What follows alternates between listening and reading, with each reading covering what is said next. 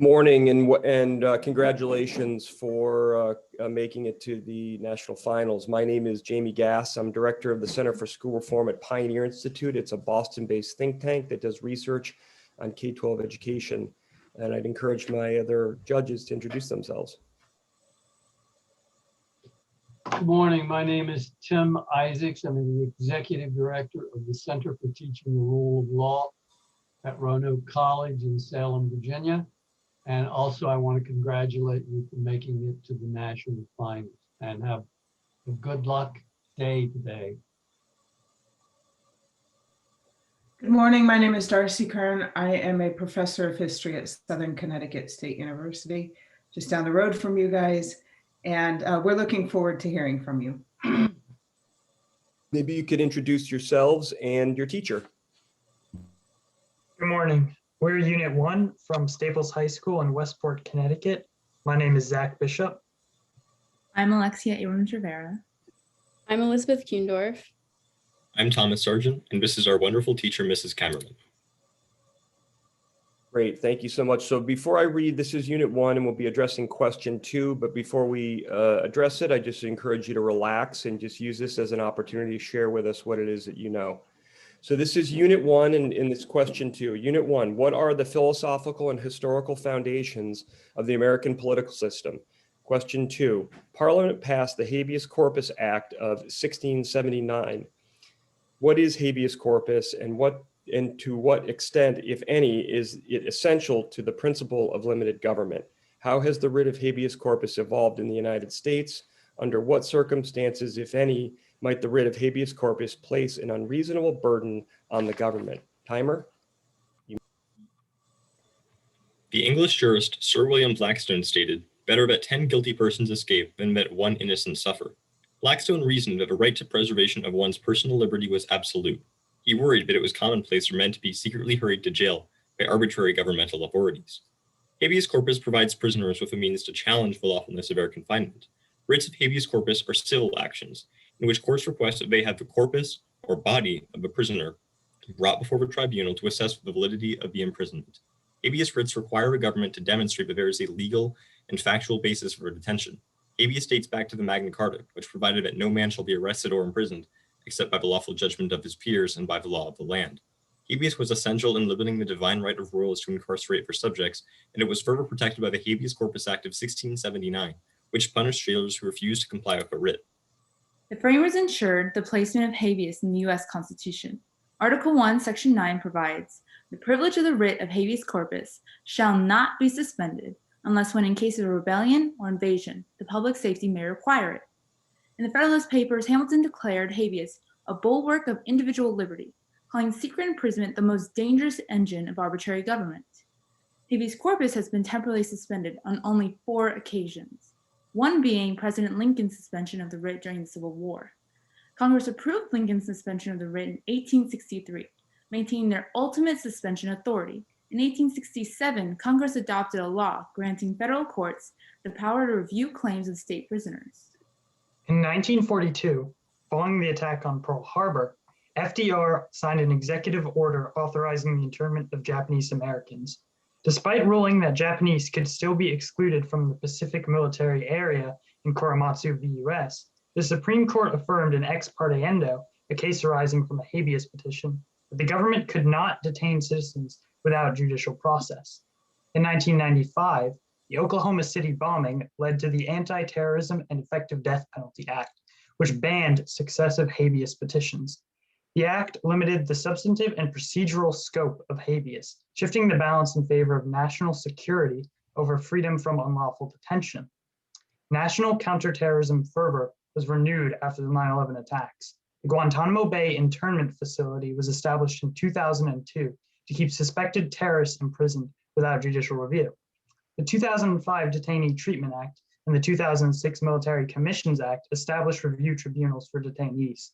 In 2008, however, the Supreme Court ruled in Boumediene v. Bush that the Military Commissions Act was unconstitutional. Habeas writs place a burden on the government because prisoners who exhausted their appellate remedies in state court already had several bites at the legal apple. In September of 2019, there were over 16,000 pending habeas petitions, causing a backlog in federal courts. Habeas writs have been utilized to expose prosecutorial misconduct and prove innocence. Organizations like the Innocence Project have used habeas petitions to expose the shocking deficiencies in our criminal justice system. Another significant advancement has been the establishment of conviction integrity units, which are divisions of prosecutorial offices that work to prevent, identify, and correct false convictions. Blackstone's concerns about the wrongful detention of the innocent are especially relevant today. The power of the government to prosecute and detain is vast. It therefore comes as no surprise that habeas is the only common law right enshrined in our Constitution.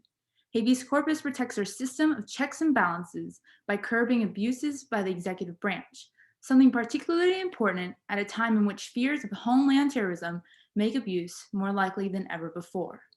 Thank you. You are now ready for questioning.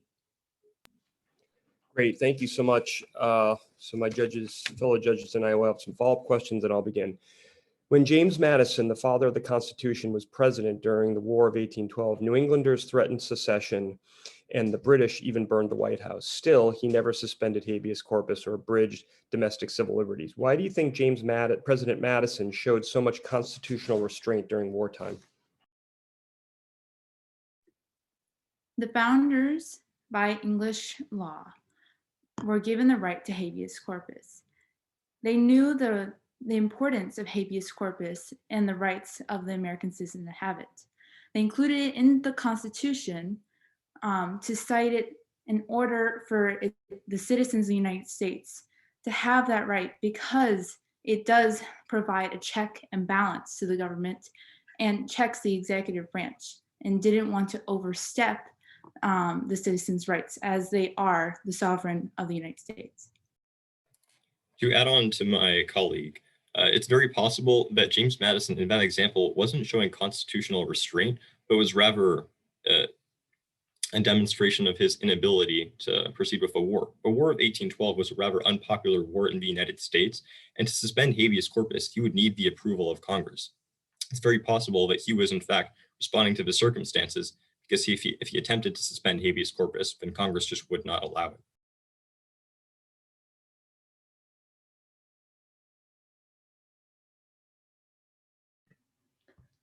What other parts of the Constitution protect against arbitrary incarceration?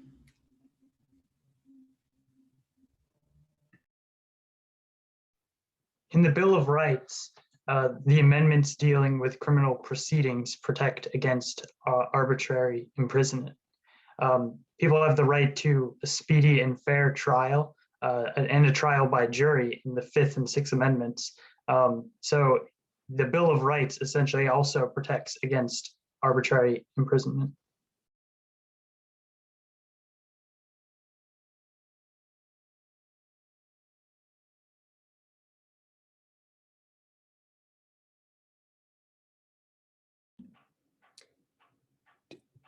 Tim, I think you're muted. Is government ever justified in trying someone in absentia?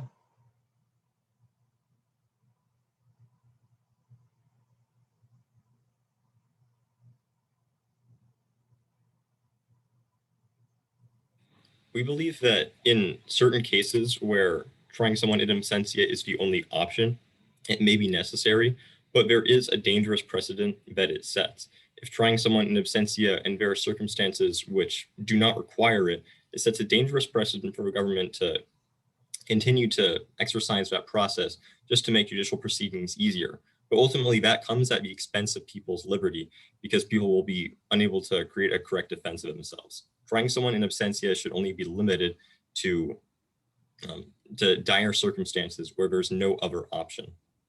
Such as war, extreme disasters, an extreme threat of terrorism. Those circumstances are cases where it might be necessary. okay. One example of this would be the Civil War, when DC was under direct threat by Confederate to the South. And Lincoln needed to suspend habeas in this case because it was essential to preserving the public safety, because he needed to be able to detain those threatening the Union war effort. But the purpose of habeas is to challenge indefinite detention. And Blackstone would reason that in cases where the public safety may require it, the executive should have some leeway in detaining people for a period not exceeding 6 months. All right. Thank you.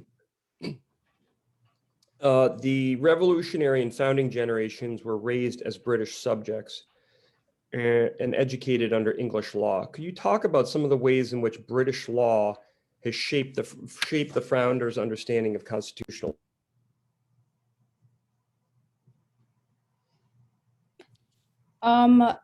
For many colonists who considered themselves Englishmen during this time, they all thought that they had their right to habeas proceedings. As noted in Grievance 8 of the Declaration of Independence, the king was arbitrarily sending people to prison. And this just shows how the taking away of the right to habeas was actually a motivation for them to declare their own independence in the new America.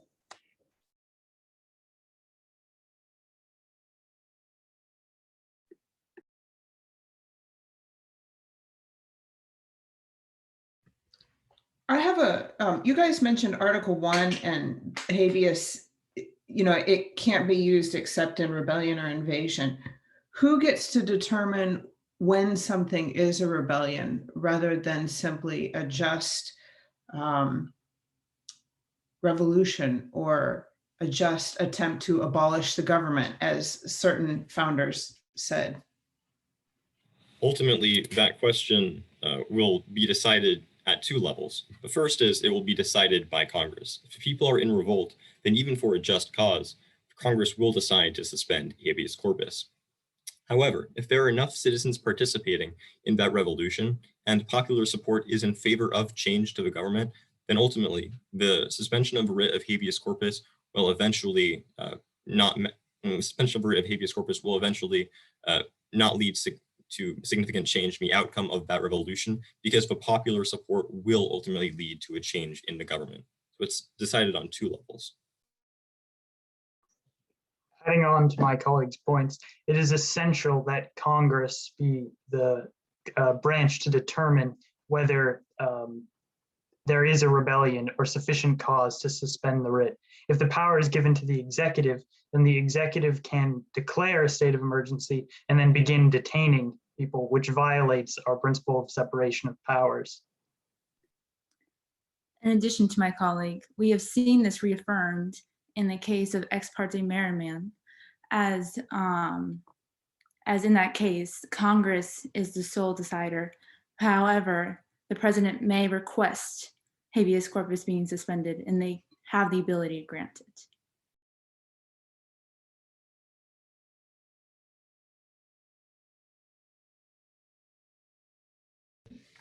We may not have time, but I'm going to try to add in one more question here. So as you mentioned, according to the Constitution, only Congress has the power to suspend habeas corpus. That is, the president does not have that independent authority. Why then we've seen prominent presidents, Lincoln, Grant, FDR, George W. Bush, suspend habeas corpus? In the example of the Bush administration, we have seen many actions detrimental to personal liberty. We believe that Guantanamo Bay should have never been created because the military tribunals established therein are extremely ineffective. They have essentially wasted billions of taxpayer dollars. So it is essential that the courts prevent administrations from exercising such powers.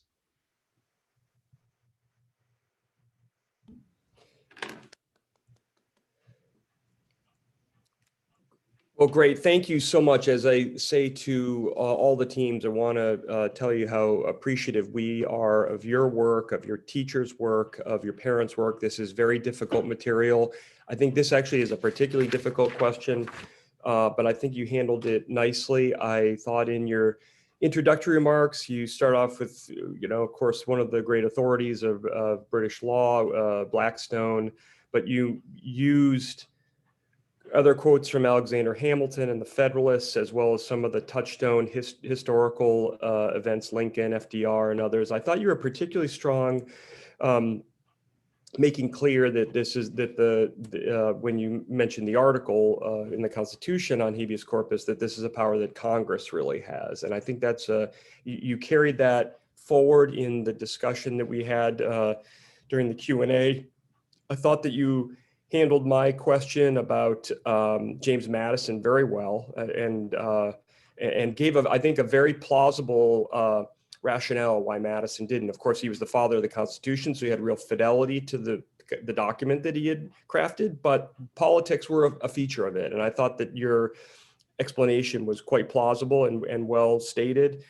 Same thing with the question that I had about the influence of British law on the founders. I thought that you're citing a specific grievance from the Declaration as a motivation for rebellion was very good. So you should be pleased. You have very solid performance. I would just, with only one recommendation, I think you folks have a lot of information, and just as you work through the day, be a little more responsive, because I feel like you've got a lot to share. Thank you.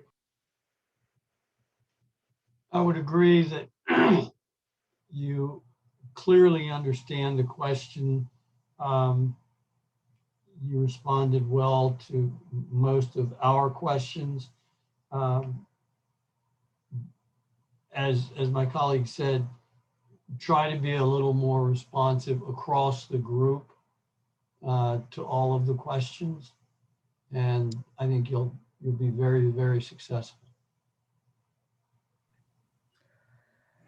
Yeah, I thought your opening statement was an excellent outline of the historical development of the writ of habeas corpus. I think starting with the Blackstone quote and then going Magna Carta and talking about its application in U.S. law and historical circumstances. I thought that was very good. I also liked how, as my colleague said, you consistently brought it back to Congress, and how Congress has the ability to, or should have the ability to handle this issue. And I thought you gave very good examples, the grievance 8, the ex parte Merryman. I thought the discussion of the War of 1812 was also good. Yeah, and I think if we had had more time, it would have been interesting to hear you speak further about the relationship between the executive issuing these suspensions and Congress and its, legitimate power over this issue. So overall, I think it was a good way to start the morning.